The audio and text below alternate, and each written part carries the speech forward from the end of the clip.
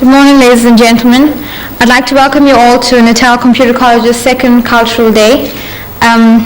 Thank you all for attending, and without much further ado, we'll commence to the first item, which is by the Muslim Students Association. Thank you, Madam MC. Assalamu alaikum wa rahmatullahi wa barakatuh. Peace and greetings to all of you in the name of Allah. The Muslim Student Association extends a warm and cordial welcome to our guest speaker, Mr. Ahmed, the staff and students of Natal Computer College. Mr. Deedat will be discussing the topic, the Quran and the computer. After his talk, students will be given the opportunity to ask Mr. Deedat any questions. Please feel free to ask him any questions whatsoever. Mr. Deedat.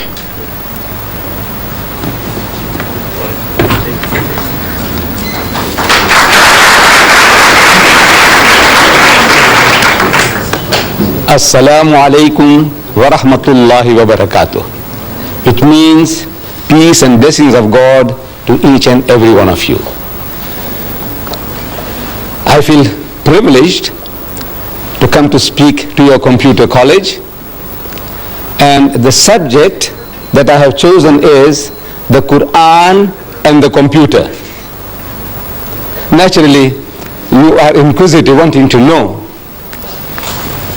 that this book of Islam, the Holy Quran, which was revealed 1,400 years ago, did it have anything to say about the computer? Mr. Deedat, you ask, how do you fit in the Quran with the computer? I said, you see, for a long time I myself didn't see it. I have been reading the Quran in a translation form like this one, the Arabic text with the translation, and I have been reading verses, and they gave me some faint idea, but I didn't have a very clear picture until about 1975. How did it come about that I can see this relationship between the Quran and the computer? In 1975, I get a phone call from Zambia telling me that 8 tickets are waiting for me at the South African Airways. I must go and pick them up to visit Zambia on a lecture tour. So I rushed down to the center in Aliwal Street and Smith Street corner, South African Airways, and I go to the man at the reception and I tell him that I have had a phone call from Lusaka, Zambia, telling me that an air ticket is waiting for me. I have come to pick it up. And I know what I was expecting. I was expecting a booklet, coupons. You know what air tickets look like? Those coupons. So I was expecting such a thing like that. So I asked him that, look, I have come for it. So he tells me, he said, see one of these ladies. About a dozen of them were seated in a semicircular form with those terminals, visual terminals. So, see one of these ladies there. How can you see one of those ladies? To me, only one person out of the lot might have my tickets. I know what tickets look like. So I'm asking him, which one? So the way the guy flays his hands, and he tells me, like any one of them. I said, look, I'm speaking so nicely to the man. Why should he be so impolite? Is it because he's a white man and I'm an Indian? But I had no alternative. The way he directed me, I had to go. The first lady I saw was doing nothing. She was sitting at the terminal. I go up to her. I said, excuse me, madam, I have had a phone call from Lusaka and they tell me that there is an air ticket waiting for me. I have come to pick it up. She asked me, what's your name? So I tell her, my name is Ahmed Deedat. She says, spell it. So I started spelling it, A-H-M-E-D, Ahmed, D-E-E-D-A-T, Deedat. While I am spelling, she is typing on the keyboard before her. She said, yes. In other words, that means she's got it. Yes, so what now? So I said, you see, I want to go from Durban to Johannesburg in the evening, on a Tuesday evening. What have you got for me? What arrangements? She said, well, there is one at 6 p.m. I said, right, that suits me fine. Can you book me on? She says, yes. It's done. So I tell her, you see, on Wednesday now, the next day, I want to reach Lusaka at 3 o'clock in the afternoon. That's what my hosts in Zambia told me. I must arrive there 3 o'clock in the afternoon. I want to be there at 3 o'clock. Now, what arrangements can you make for that? So she typed again on the keyboard, and she's asking me, do you want to go through Maputo or through Gaborone? I said, look, it doesn't matter as long as I'm in Lusaka at 3 p.m. So she types again, and she said, you see, you are booked on Zambian Airlines, and the other plane, to transfer this ticket to another thing, we have to contact Zambian Airlines. And there is a national holiday in Zambia today, so we can't contact Zambian Airlines. So please come tomorrow. And you can imagine my disappointment walking from near the Mosque Madrasa Arcade to Smith Street and expecting the ticket in my hands, that it was almost within my reach, but not within my grasp. Disappointed. Come tomorrow.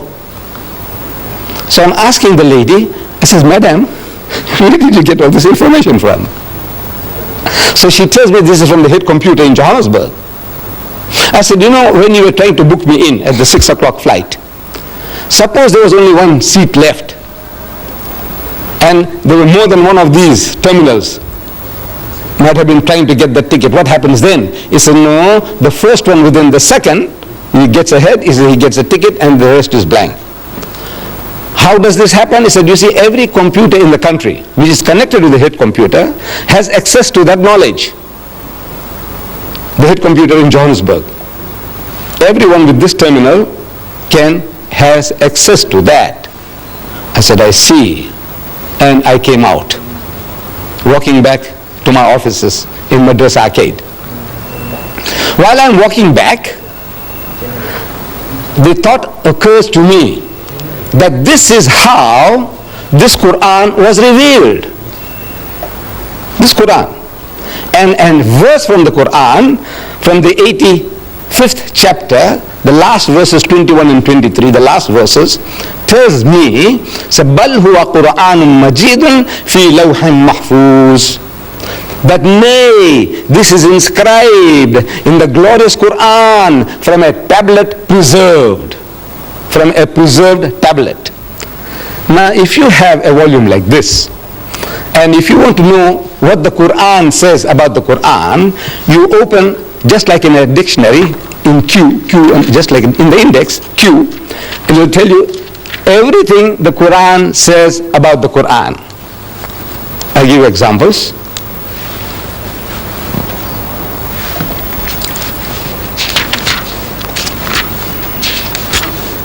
Quran,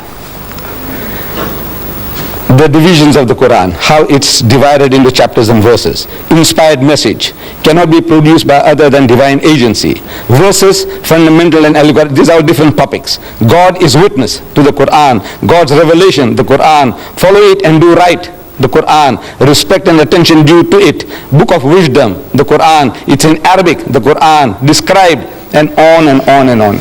What does the Quran say about the Quran?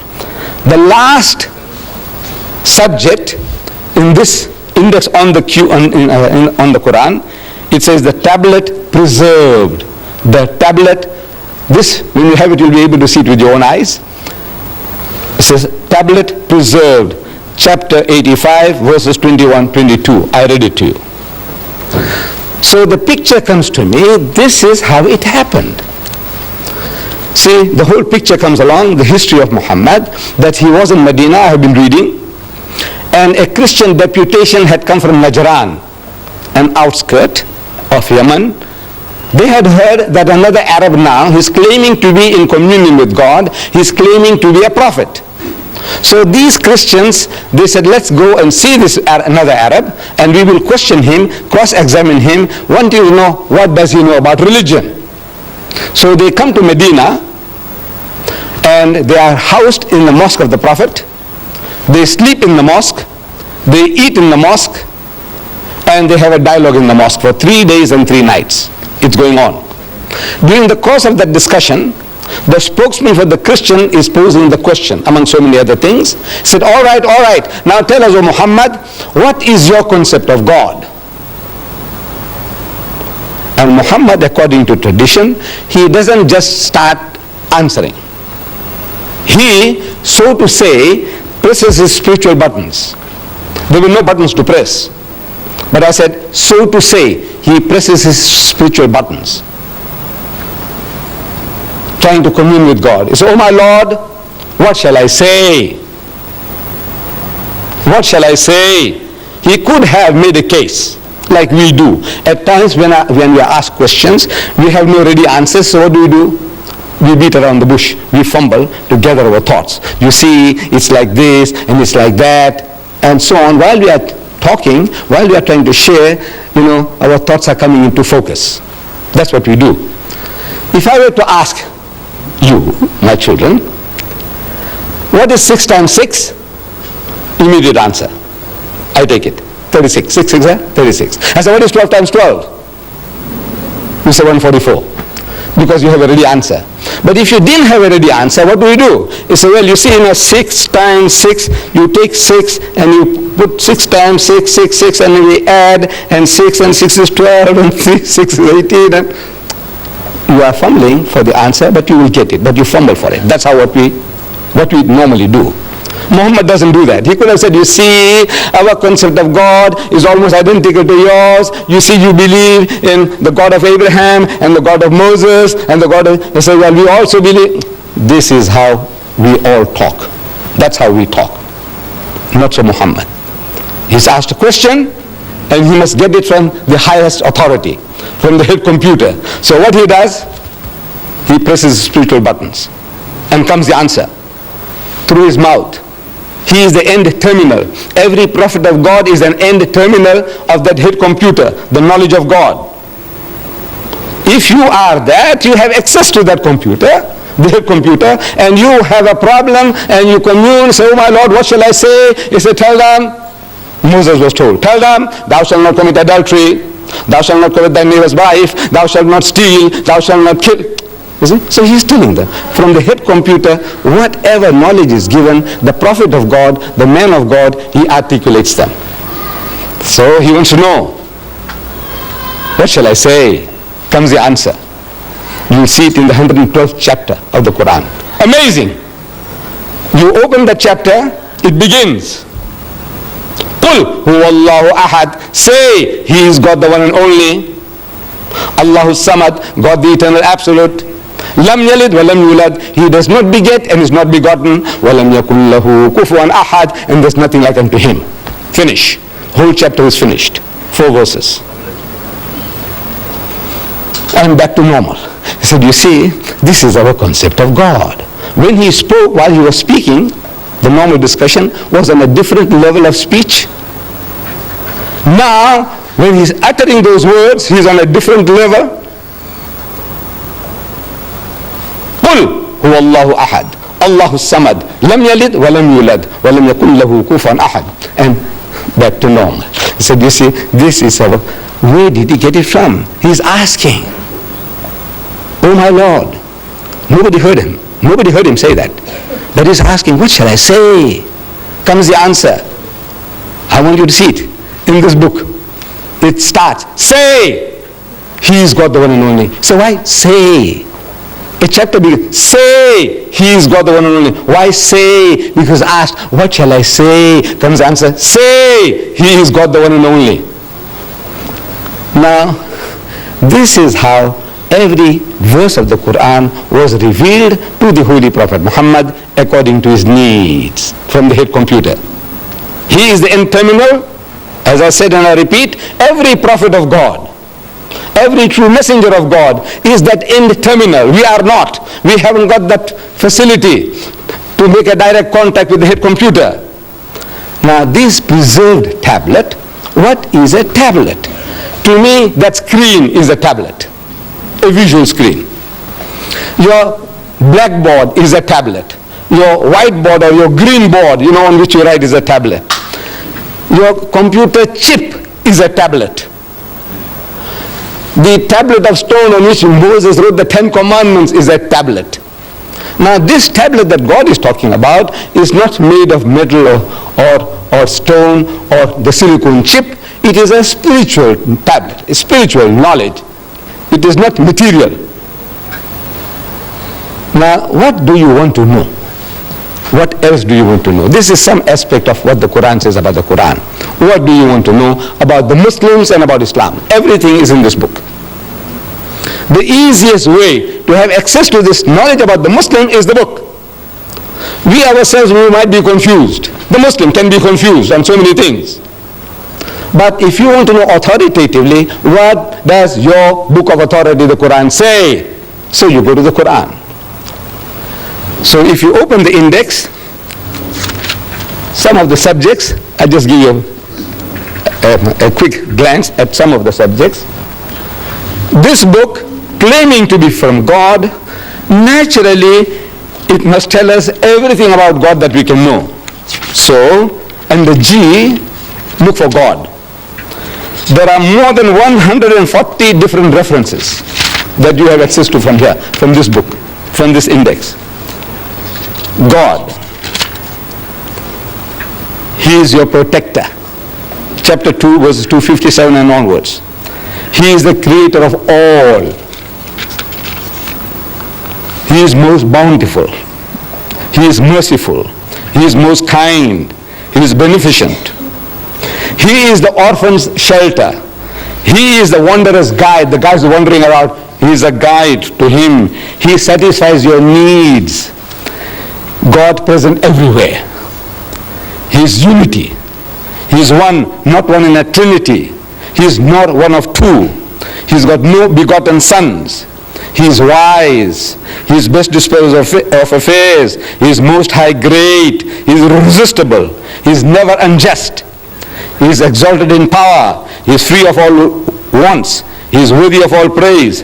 And on and on and on. You want to know what does it say about man?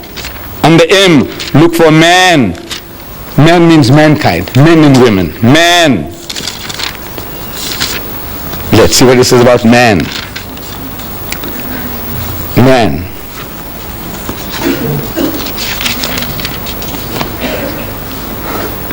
He is tested by God. He is being tested by God. In your behavior, what are you doing? How your mind is working? What you do? Things men covet. Things that men love most. And here, I might ask you, here, man as a male, I want you to tell me, if you can, what does he covet most? What does he love most? What does he want most? Huh? Money. Now don't be afraid, no harm done. We won't disqualify you in your exams. Yes, my child. Materialistic. Power. Huh? Huh? Who said that? Who said that? What did she say? Woman. Woman, yes, woman. Look, this is 1400 years ago. This man Muhammad is made to say, things men covet. I want you to look it up when you have this book. You will have this book. Each and every one of you will be entitled to this book free. I will give it to you all free. This encyclopedia. So no use me tantalizing before you. You know that golden carrot, and says, you see, it's there, it's there, it's there. And he says, where do you get it? I say, you see, you go to the Islamic Propagation Center and you buy one. Now I want to do business with you. No, I'm not here to do business. So the Quran says, زُيِّنَ لِلنَّاسِ حُبُّ الشَّهَوَاتِ مِنَ النِّسَاءِ. So fair in the sight of men is the love of things they covet. Number one, مِنَ النِّسَاءِ, of women. وَالْبَنِينَ, then your offspring, your children. وَالْقَنَاطِيرِ الْمُقَنْطَرَةِ مِنَ الذَّهَبِ وَالْفِضَّةِ, and hoarded heaps of gold and silver, and wealthy land, and horses branded for excellence. These are the good things of this world's life, says the Quran. But the nearness to God is the best of goals to strive for. Number one, the greatest distraction for man is woman.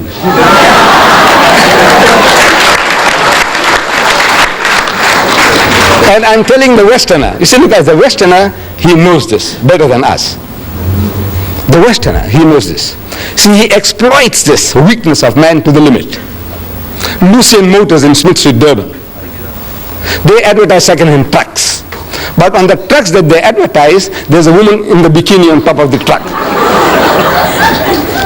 G Knots, they were in Field Street before, they've gone to North Dean now. G Knots, they sell farm implements, but on the tractors that they advertise, there's a woman in the bikini on top of the tractor. I'm asking, what has a woman in the bikini got to do with a second-hand truck or with a tractor? Now you tell me. Except the man. You know, he will be enticed to read. He'll be enticed to read because of the woman in the bikini. He wants to know now what about her? So he reads about the tractor, he reads about second-hand trucks because of the woman in the bikini. Then BMW has beaten the lot. It's a motor car, from my understanding, a little better than the Mercedes-Benz. I have had my Volkswagen Beetle 4 times over. You know, I had the first one, 120,000 miles I did, and then next one and next one. Now they don't produce them anymore, those Beetles, you know.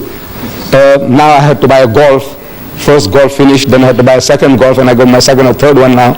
I'm still not in the market for a BMW. I don't know about you, Mr. Maharaj, Natal Computer College. So, but I see the advert in our daily news, our local paper. BMW motor car, advertised. A picture of the BMW motor car. In front of the motor car, there's a woman in the skimpiest of bikini, what you call the tanga, you know, the G-string.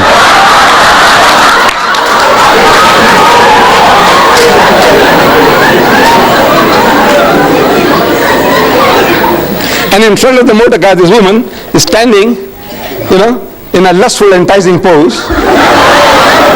You can almost hear her saying, "Come on, come on."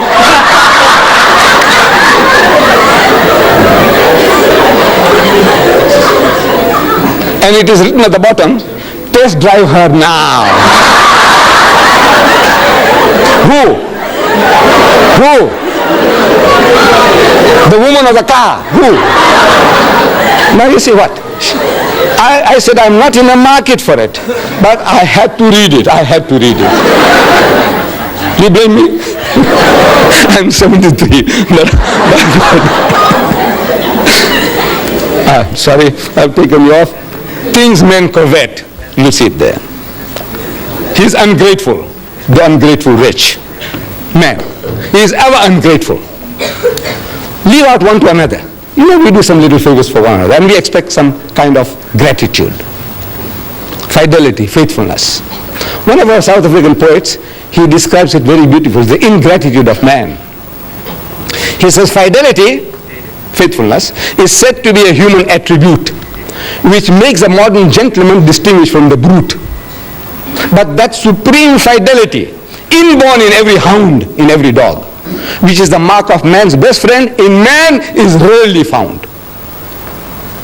This faithfulness, gratitude, the dog shows it. But mankind in general, the most ungrateful of people, one to another and to our Maker. If you are not grateful to our Creator, what is man to man? What? I give you this book, and I expect you to be, every time you say, "Mr. Deedat, thank you very much, for that book."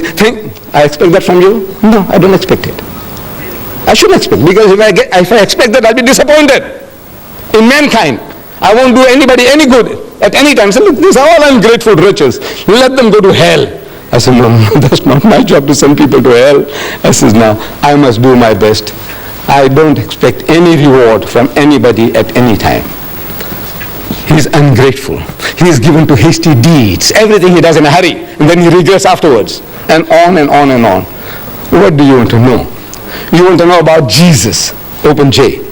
Everything about Jesus. You want about Moses, everything about Moses. You want to know about marriage in Islam, under M. You know about divorce in Islam, under D. What do you want to know? Everything on your fingertips. Now this book is yours. There's no bluff. You see, the only thing you have to do is collect these cards. These cards will be given out to you at the end of the talk. Each and every one is entitled to have a card. Only one, please. This card, you take it to 124 Queen Street, opposite the mosque in Queen Street. There's our Islamic television there in the window. Next door there is our shop there, also Islamic Vision, 124, 126, the address is given here. You go and present this, that's all. You give this card and they give you a book, this encyclopedia of 2,000 pages. How much? How much? Free. The only thing you have to do is take this little amount of trouble to go and give the card to get your book. Give your card, get your book. Now, what you do, suppose you take this card and before you go out, somebody tells you, man, you will get caught with this book. This book is going to capture your mind. It's going to enslave your mind. And if you get terrified, what you do? Tear it and throw it away.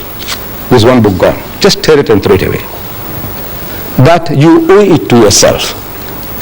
You owe it to yourself. There are in the world today 1,000 million Muslims. Just from the point of view of knowing how their minds are working, just from that point alone, you want to know what does his book say about what and what and what. The guy, the Muslim fellow who comes to you, you make an appointment, and the guy turns up late. Now, we are I don't know, most especially we black people, Indians, Africans, Coloreds, we are all, Muslim or non-Muslim, we are all not punctual. Generally, we are a very unpunctual people. We don't value time. But now if the Muslim fellow lets you down, you see he has something to beat him with. And he can't fight back. You ask him, he says, you Muslim? He says, yes, I'm Muslim. He's very proud to say he's a Muslim, yes. And you're late? He said, well, he said, wait. You are going through a special training of punctuality. Once a year for 30 days, you are so punctual to the second, to the minute. In your fasting month, you fast? He said, yes. You fast? He said, yes. When you break your fast, when do you break your fast? Certain fixed time, right? He said, right. And you wait with the watch on your hands. Or in the mosque you wait for the muazzin to give the azans. Allah, immediately you break your fast. Right? Or in the old days, I used to live here as a young boy in Prince Edward Street, and we wait. You see, when the azan, the time for the breaking of the fast or the time for the evening prayer comes, they switch on the light of the minaret. And the children are waiting in all the street corners. They watch for the light. And they start shouting all over. We used to hear those days. It says, Batti Silgi, Roja Choro. It says, the light is on, break the fast. Light is on, break the fast. And everybody starts. Straight away, no wasting of a second. Right? For 30 days you did it. To the second. And you can't meet an appointment. You are the fittest guys in the world for appointments, for punctuality. That's what you are trained for. And you give it to him. You find a guy eating pork chops. You may say, you Muslim? He says, yeah. He says, I thought your book says you can't eat the pig. He said, no, this is ham. He said, look now, what do you talk about? That's a pig, man, piece of pig. Call it ham, call it bacon, call it Vienna sausages. It's pig. Tell him so. So, can you see now, if you just know, it puts you on a better wicket. And I want to put each and every one of you on a better wicket to put the guy right. My Muslim brothers and my children. Put them right. And you will get pleasure in it. Because, by God, because you are not creating offense. You say, look, this is your teaching, Mr. Deedat. This is your teaching. So, this is what I'm offering to you. This book it's a book of ornamental for you from the knowledge point of view, the psychology of man, about religion in general. You want to know about karma. Have you heard the word karma? Yes. There's a Hindu term, karma, the law of cause and effect. The law of cause and effect. That every action has a reaction. Beautiful. We believe in that. Everything you do, it has its repercussions. Karma. You want to know about karma? Open K. In this book. And you say about karma. You know about lingam. I don't know whether you know, and the L, you'll find lingam there. In this book, believe me, in this Quran, what do you want to know? So you owe it to yourself that you take this little trouble of carrying this card and going along and redeeming it for this book, absolutely free of charge. Now, my dear children, Mr. Chairman and the lady here, I leave myself open to questions, any questions. You can ask any questions. Even criticism will be welcome. I assure you, my children. This old man can take it. I am yours. Yes.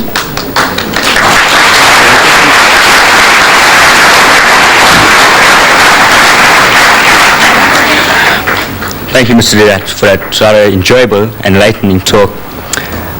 Please feel free to ask Mr. Deedat any questions whatsoever.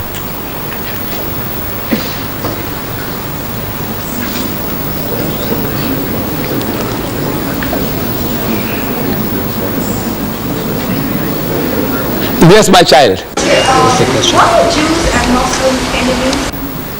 If you come a little closer, please don't be shy.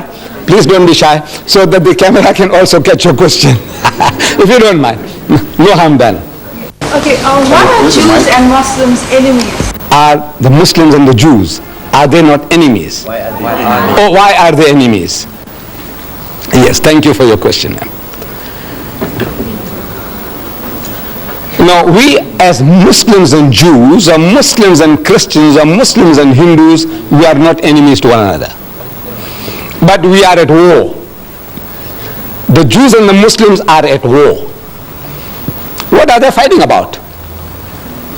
They are fighting for a piece of land called Palestine. My brothers, the Arabs, they say Palestine belongs to them. My cousins, the Jews, they say Palestine belongs to them. It's a battle for the land. We have between brothers and brothers. Brother, they're all, among us especially. Father dies, and you find that this estate can't be settled. They must go to court. They must go to court. The dividing the shares, the inheritance. There's a war after war. Every Indian, I'm talking about the Muslims. You see, I don't know about the Hindus so much. But I know my own people. You have to go to court. You have to go to court. So, this is brother and brother. We are brothers and cousins now. And both are claiming the same piece of land. What are the rights and wrongs of it? Now that is something that we can discuss. We can talk. For example, I'm talking to the Jews. I say, come and talk to me. I'm talking to the Jews. I've spoken to the University of Cape Town. I've spoken to them here at the Natal University. I have had so many discussions with them. I have written a book, Arabs and Israel, Conflict or Conciliation, and I sent it to every influential Jew in the country, in South Africa. The reaction was, they want to kill me, they want to bomb me. I said, come, talk to him. So I got it all recorded, when they phone up and they use abusive language and what they're going to do to me and all that. I said, come and talk. Because my book says, call them. Call people to a dialogue. Come, let us talk. See if we can see reason. So it is not Muslim want to kill Jews or Jews wanting to kill Muslims. Because we have lived together, Muslim and the Jews, for over 1,000 years, no problem. You see, in Spain, the Muslims ruled Spain for 800 years. And the Jews were the second highest in the hierarchy, doing work among the Muslims. The greatest achievement of the Jews was by the Jews in Spain and the Muslim rule. And for 1,000 years, when the Christians were persecuting the Jews, and when they ran for shelter, protection, refuge, they went to Muslim lands. And every Muslim country accepted them with open arms. Say, ahlan wa sahlan. It's a family and plain, come and live among us. We are the children of the same father, Abraham. Abraham had 2 sons, Ishmael and Isaac. You are the children of Isaac. You are the children of Ishmael. As such, we are brothers. Come, live together. And they lived for 1,000 years, not a single riot against the Jews, nothing. The only time the problem started was with Palestine. When the Jews, they went to seek shelter there, and they went and they filled up, and then they said, now we will take over. For the first time, the Muslim wakes up to the reality. He says, now everything, this guy is going to take it over. Inch by inch, the guy's got in. Now he's got the backing of the Western nations, and he's technologically more advanced than the poor Palestinians. illiterate, ignorant people, and he says, now these are easy meat for them. So now they wake up, he says, no man, this is not right. So this conflict from 1918 onwards, prior to that, no problems between the Muslims and the Jews. Any other question? Yes, my son. What's your opinion on the satanic person? Well, as the word says, satanic. The guy is satanic. The guy who wrote the satanic verses is satanic. You see, the trouble is that bulk of the people, nobody has really read the book. In the Royal Albert Hall, I went and spoke about that book of Rushdie. 6,000 people. And I made the chairman to read the introduction. There's a poetic introduction, a quotation by Daniel Defoe, some literary man, his quotation about the devil. So I made the chairman to read it from the satanic verses. And the chairman read it and is asking 6,000 people, anybody at any time has read this? Or you have seen it anywhere, or you read anywhere? Out of 6,000 people, one guy put up his hand. Where? In the satanic verses. Then I'm asking the people, the audience. I said, you see, Rushdie has something special to tell about you Londoners. I said, on the very first page, he calls you all bastards. You Londoners are all bastards. Do you know that? No. I said, Londoners, I said, whether you are an English Londoner, or a Pakistani Londoner, or a Sikh Londoner, or a Hindu Londoner, you are a Londoner, you are a bastard. Shocked. I said, look, what have you been reading? You say this book is very good. I said, come on, talk to me. Then, of course, it was more than an hour's talk. I'm giving him what he says about Rama, what he says about Sita. Did you read it? He says, no. I said, you will want to kill him, you. What is about you white people? The whole white race. He says, white women, no mine, fat, Jewish or non-differential. White women, I can't say. There are other words. What they are good for. I can't. But I said, now you talk to me. You want to know? I said, you white man, you know what he says about your mother, your wife, your sister, your daughter. You Jew, you know what he says about your mother, your wife, your sister. I want to know what are your reactions. Then this is what he says about Rama and Sita. This is what he says about all of your whole white race. And on and on and on. The filthiest, dirtiest book in my life I ever came across was the satanic verses. Really satanic. Keep away from it. From the price point of view, at one time it was costing 15 pounds. There's 75 rands. You want to waste 75 rands on that? It's about 540 pages. 75 rands. Here I'm giving you, my son, 2,000 pages free of charge.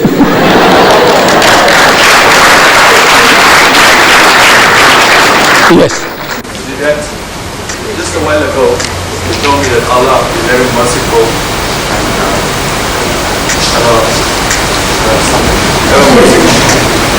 Now, I know someone rushed you or tell me wrong, but anyway, we're living in the modern times now, and we have freedom of speech, freedom of writing.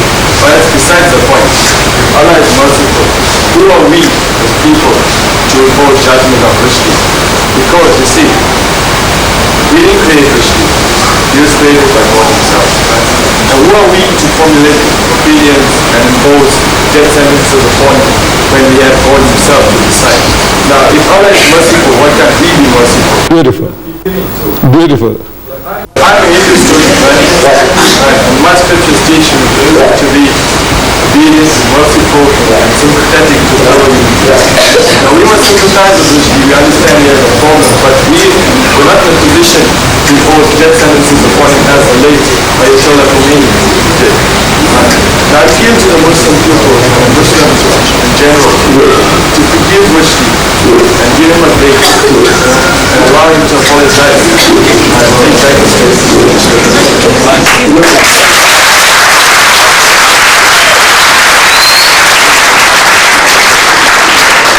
My son, very beautiful thoughts.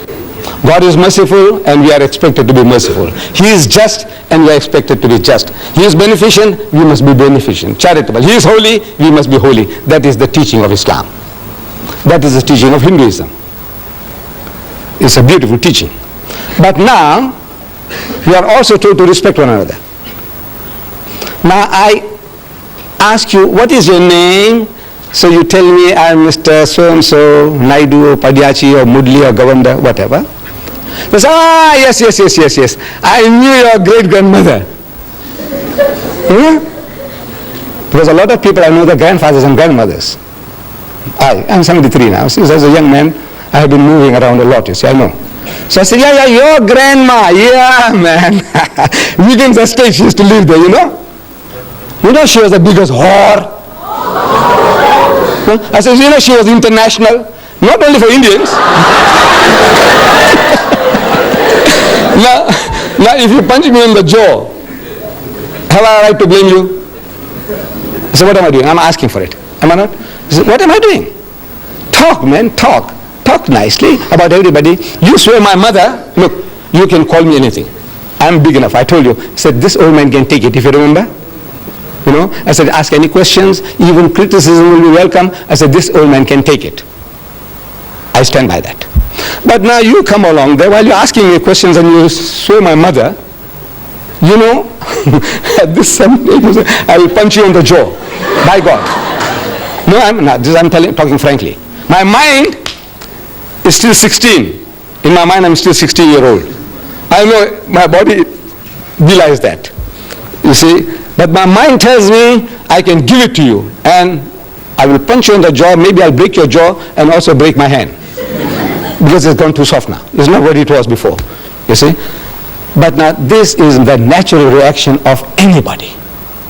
You swear my mother? Look, call me anything, man. Call me an ox, call me a donkey, call me a fool. I can tolerate you. But leave my mother out of the picture. You understand? Don't talk about my mother. Don't talk about my wife. Don't talk about my daughter. Now there I'm going to go berserk. You blame me for that? You see, the Western law, beautiful. It protects the living. If I call your mother a whore, your mother has a right to take me to court. Did you know that? She has a right to take me to court for besmirching her fair name. I call her a whore. I must go and prove it. In the house of Islam, as a Muslim, in a Muslim country, if I call your mother a whore, I must produce 4 witnesses to prove it. That I saw her actually committing adultery. Not one, I saw another 3 witnesses. We all are eyewitnesses. And all the witnesses, you know, if they have to come to testify against your mom, they'll have to be consistent in their evidence and the cross-examination. If one of them fails, all the 4 will get 80 lashes each. You besmirch the fair name of a lady? Now, that is Islamic law, Western law, law of defamation. You say something about a living person, that person has a right to take you to court. That you know. But you see, Western law doesn't protect the dead. Your mother is dead, and I call her a whore. And I'm a big bully. I have a big gang behind me. I say, go on, do what you like. What can you do? What can you do? Nothing. You're helpless. Because the law doesn't protect this. And look, then now we must bring your mother out of the grave to come and say, look, I was not a whore, which we can't do. So the stigma sticks. So that guy, I have no right to forgive. If somebody saw your mother, or I saw your mother, these people have no right to forgive me. Your mother has a right. If she's living, she has a right to forgive me.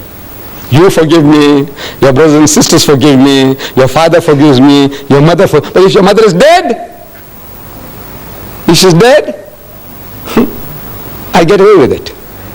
So this is the law why the man says, now you say something about my mother which is blasphemous, and the law of blasphemy in the house of Islam is death. Yes, anybody else? Yes, my son. Just one second. Let's give the young man a chance first. We'll come back to you. Yes, my son. What, do you believe in Satan? Yes, that there is a power, satanic powers. I do believe. Yeah. How come when you Satanists, how come they only oppose the Christian religion and not the Islamic religion? Maybe they have nothing to chew on. You see, the satanic people, what do you say? There's a cult. Is that what they are attacking the Christians, you say? Right, because they come from Christian background. Sit down, my son. You see, they come from a Christian origin. All the Satanists, they were not Hindus. before they became Satanists. They were not Muslims before they became Satanists. What were they? The background, Christianity. So in other words, they come from that background, they know more about their background, so they attack that background. I think that is the answer. Why would they want to attack the Christians and not the Hindus, not the Buddhists, not the Muslims? Why? I said, no, they have no knowledge about Buddhism, Hinduism, Islam. They have no knowledge, but they have knowledge about Christianity, so they can play on that. I think that is the reason. Yes, my son, you had something. Why do the Muslims wear a hood? Why do they wear a topi or whatever you want to call it? This is, from the religious point of view, in our relationships with God, it's not a necessity. This is not a necessity. But in society, we need an identity. Suppose I meet you in the street, I might think that maybe he's a Tamilian, and if I knew how to say good morning to you in Tamil, I would have said it. Otherwise, now I'm at a loss. That the other guy, like me, who looks like me, the Banya, they are my cousins. You see, we are the same race. Banyas and me, I am a Gujarati Muslim. The Banyas are Gujarati Hindus. In our complexions, we are the same. The Banya Hindu and the Banya Muslim is the same. We also have the same surnames, if you know. Muslim Patel, Banya Patel. Muslim Desai, Banya Desai. Muslim Bhula, Banya Bhula. I'm sure you have come across. Right. So what is all this? No, actually we are one people. Now when I see the man in Grey Street, I'm telling you, frankly, I pass the people in Grey Street and a lot of people, they smile at me. Now I don't know whether the guy is a Banya Hindu or a Banya Muslim. I don't know. So I also smile. Because I can't make out. Because I keep on seeing them, their face becomes familiar, as if I know the guy. But now what shall I say? Shall I say Namaste? Shall I say Ram Ram? Shall I say Assalamu Alaikum? I said, what shall I say? So because I'm not sure, I also give a big smile. Now in the West, my people now, because of this problem, they start saying hi, you know, you're 100% okay, you know, hi, you can't say salam babu, salam bhaiya, or you can't say, you say hi becomes universal.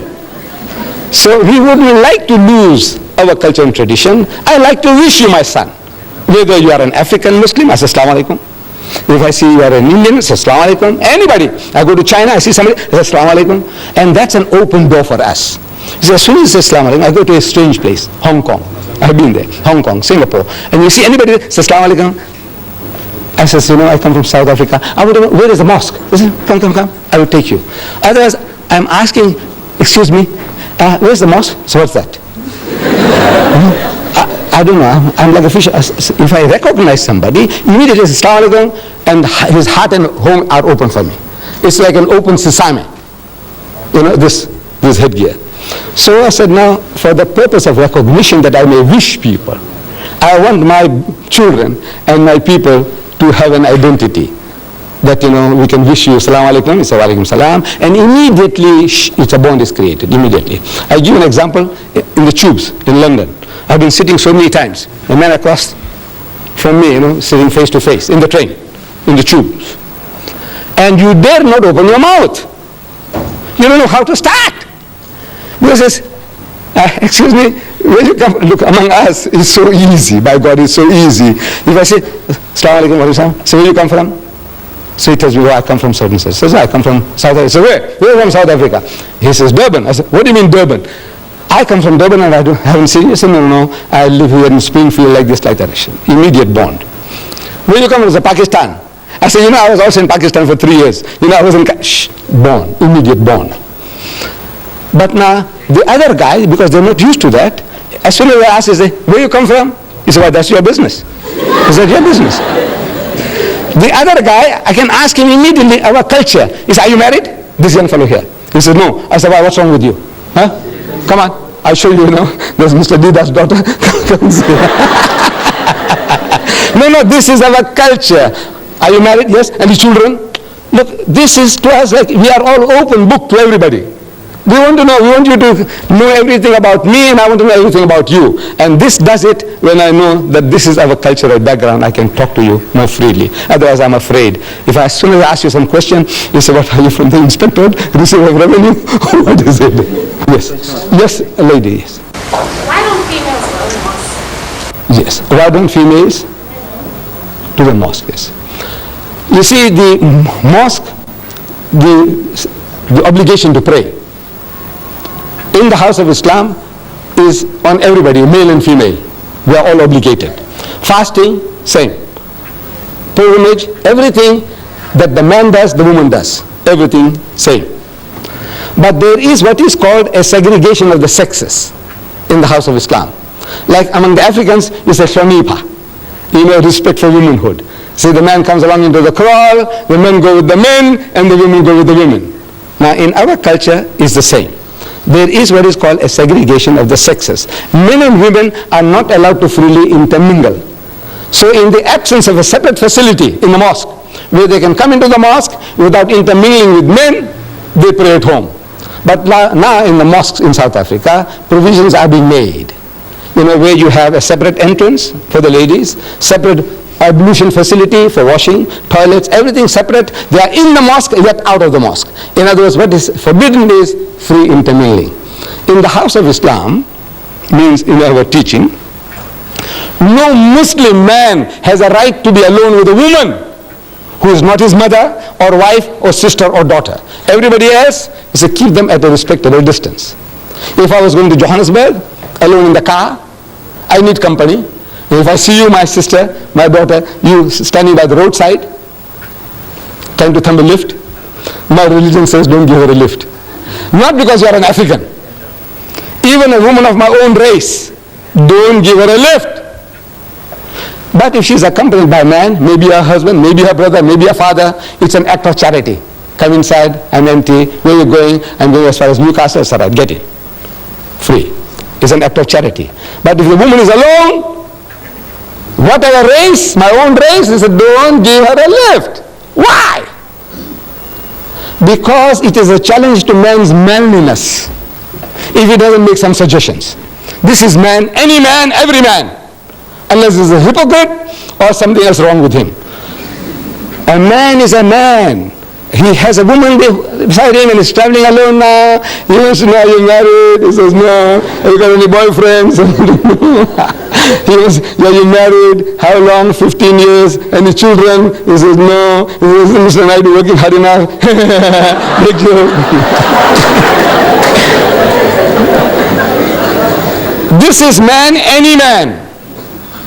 See, every man is like that. So therefore, he says, now look, before that thing happens, this old man, I'm talking about this old man himself. Look, before that happens, you see now, you are nice and jovial, you're smiling, I say some small joke and you laugh like hell, in the car. To me, this woman is game. She's fair meat. This is man, any man, every man. So, Islam says, keep him at arm's length. I must keep you respectfully at a distance, and you keep me at a respectable distance. This is the reason there is no free intermingling of the sexes. Yes. Yes, my son. Deedat, so with all due respect to your religion, may I know what is the purpose of circumcision? Because now, if I were to join your Muslim sect as such, that hurts. Right. Agreed. The young man wants to know about circumcision. I know that is the biggest barrier in we getting converts. The man says, man, I agree with you, everything is fine, I said, look, man, you mustn't eat the pig. He said, but what's wrong, man? Pork? I said, well, I'll reason with you. He said, well, I can see your point. I said, look, you mustn't drink. He said, but uncle, a little nip or a tot, man. I said, look, my son, these are the dangers. He said, well, I can see your point. I said, no, don't be promiscuous. Don't go along and dance with other people's wives and daughters. I said, but what's wrong, uncle? I said, look, I will reason with you. And he says, uncle, I see your point of view. But now, you agree with everything. And I said, now, circumcision. That's hard. So now I said, now what is this? I said, my son, this is for your own benefit. Look, now I'm talking about yesterday, day before yesterday, it was in our local paper. Cancer, the cervix in women. which is a killer among women. Cancer of the womb is a killer of women. 85% of all women who suffer from cancer of the womb are wives of uncircumcised husbands. Problem. I went to the R.K. Khan hospital some years ago. I had a problem. And I'm sleeping there on the bed. So this our culture. So you what are you here for? What are you here for? What's your problem? What's your name, Mr. Reddy? So he tells me, so uncle, it's, it's like this, like that. And what? He says, problem with the foreskin, circumcision. Next to me is a young boy, schoolboy. I said, what's wrong with you? He said, no, nothing wrong with me. I said, no, I want to know what brings you here. Why are you here? So he says, you see, uncle, difficult. So he's telling me, actually he's got constriction, he must be circumcised. He's also ready. Look, no insults upon the ready. There are reddies here, so many. It's just coincidental that the guy next to the wall was a reddy, grown-up man. This guy was a reddy. Across the aisle, Hindustani gentleman about 50 years and more. So I go up to him. I said, Bhaiya, what brings you here? Why are you here? So again, he's in turmoil, he's in torture. He's trying to tell me. He's got a problem. He must be circumcised, otherwise the skin has come in the way. I said, I'm telling the nurses. Look, you see, as you see me, I enjoy talking. So I say, your husband, is he circumcised? He said, no. Your husband, is he circumcised? He says, no. I say, hey, you got a problem. I said, tell them all to be circumcised. Not for religious reasons. I said, as much as we are vaccinated, for what? Our government tells us, according to the health regulations, that if you're vaccinated, there's less likelihood of you getting smallpox and this and that. Diphtheria, anti-diphtheria, this thing, all that, they do it to you for what? To save you. They give us vaccination, inoculation against smallpox, typhoid and all that before you go overseas. What for? They hate you? No.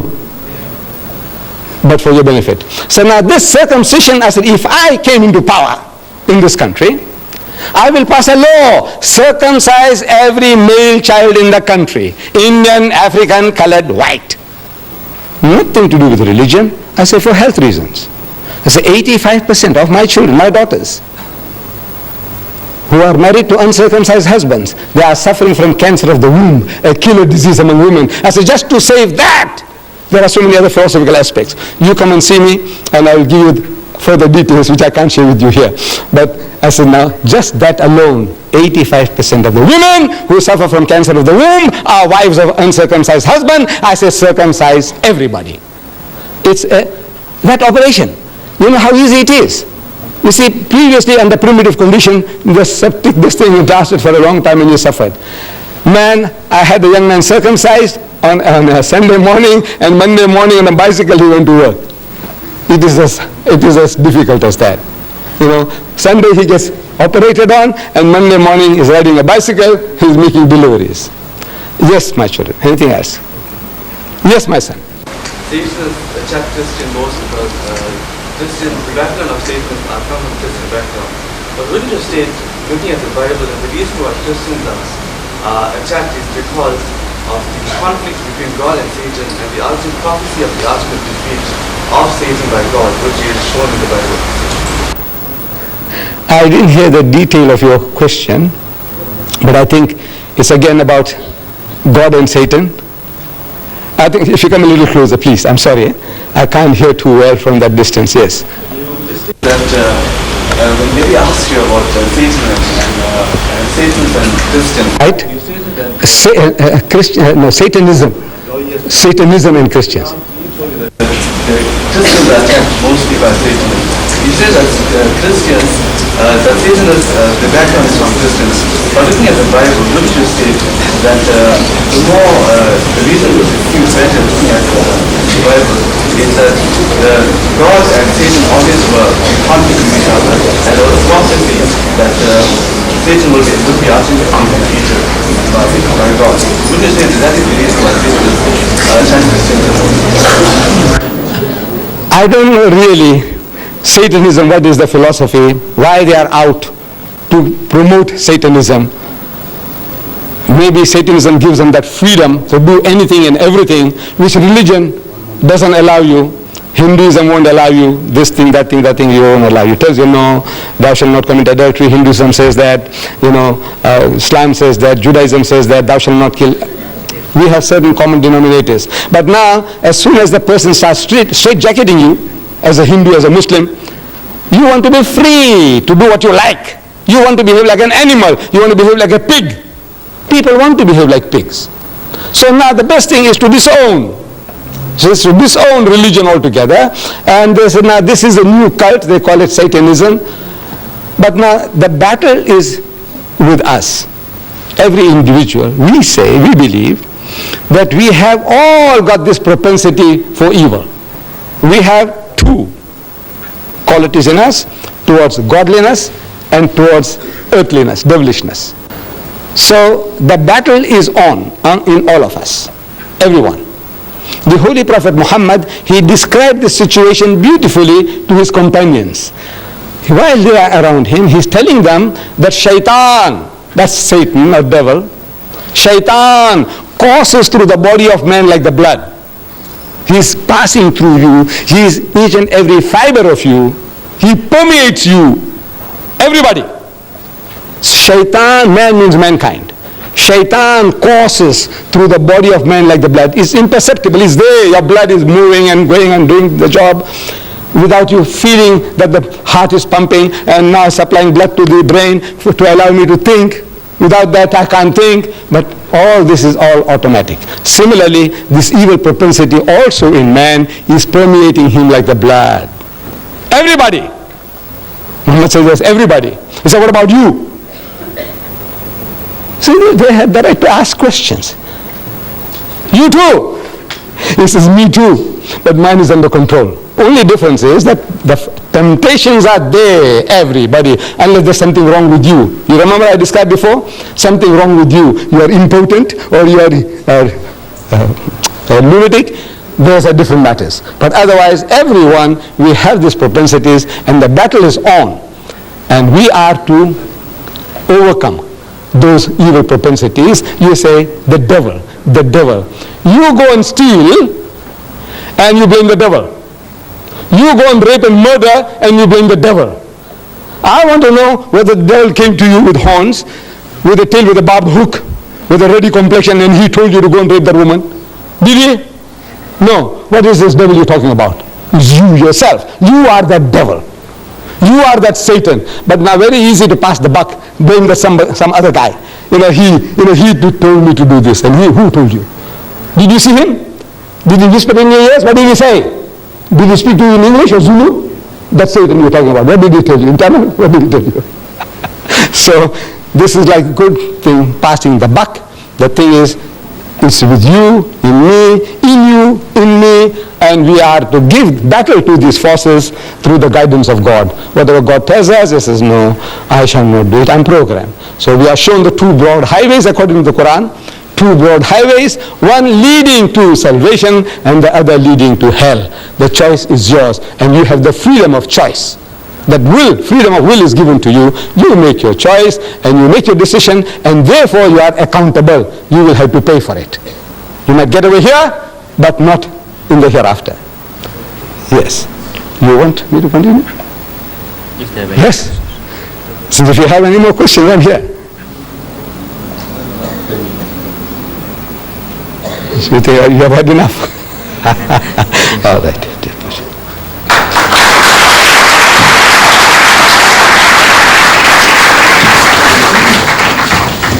Thank you for your questions. That brings us to the end of our presentation. And once again, to our guest speaker, Mr. Ahmed, Deedat, thank you very much.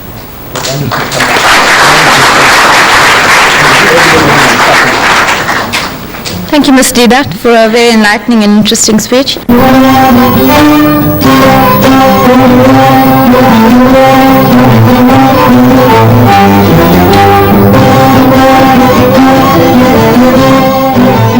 Just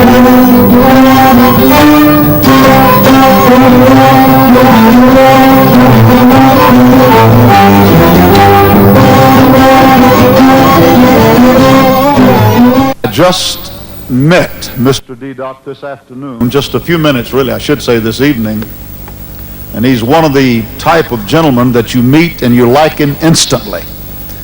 And I want all of the Christians here, and of course I know that you Muslims will join in with us, and this doesn't count on my 30 minutes. I want us to give Mr. Deedat a big hand of welcome, of friendship to our city of Baton Rouge.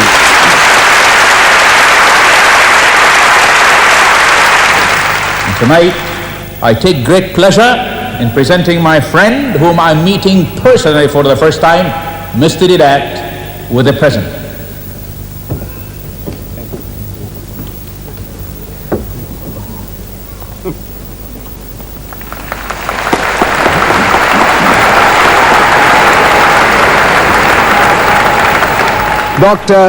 Dr. Sahib, I says, please tell these people that in my language, in English, when we say a spirit has no flesh and bones, that it has flesh and bones. Tell them so. You're ready for this. Oh, yeah. I want to be sure he's ready for this. But, all right, all right.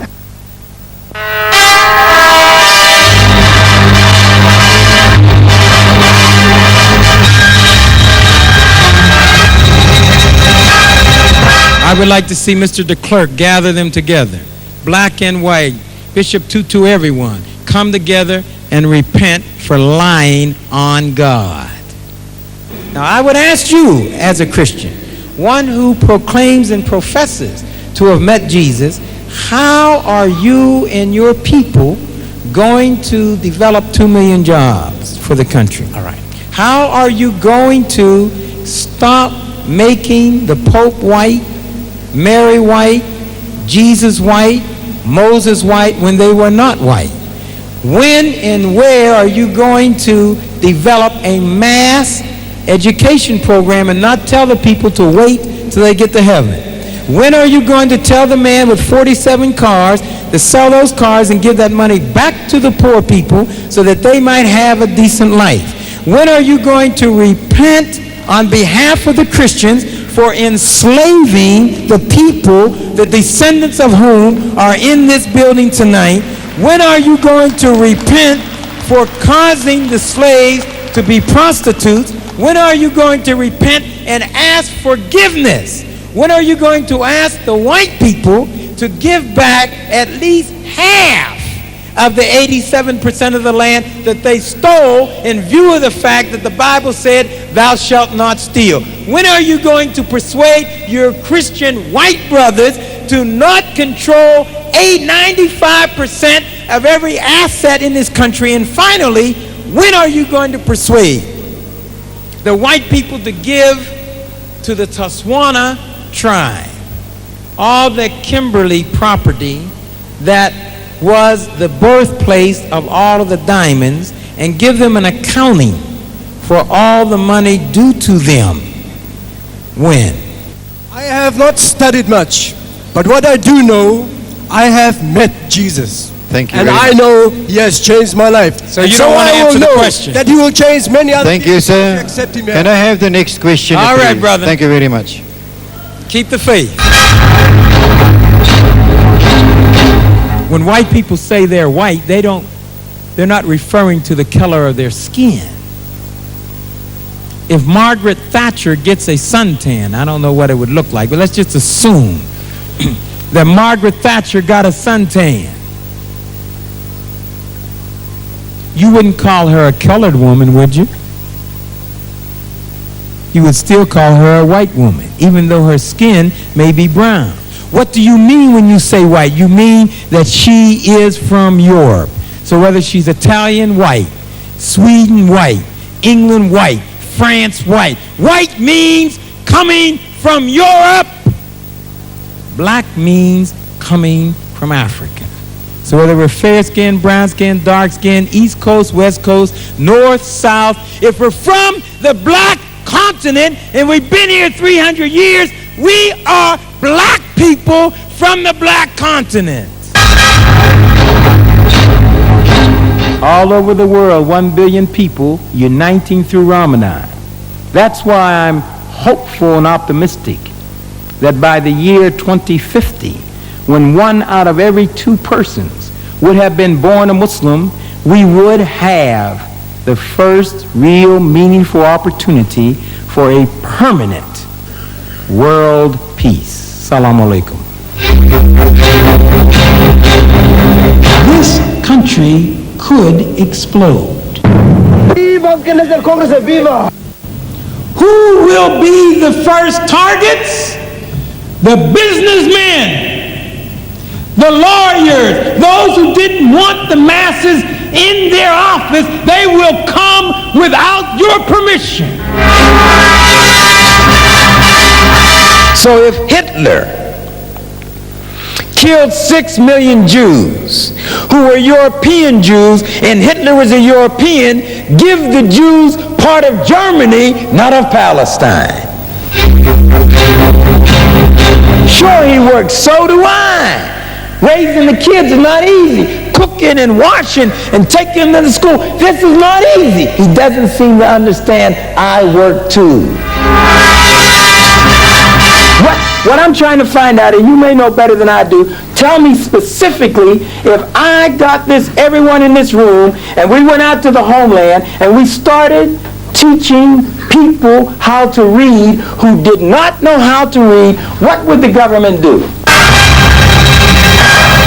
What I'm saying to you in closing is that there is a great opportunity to really be a new South Africa and a new African. Forget the begging. There will be no gifts. I don't care what the World Bank tells you, the International Monetary Fund tells you. It's crumbs.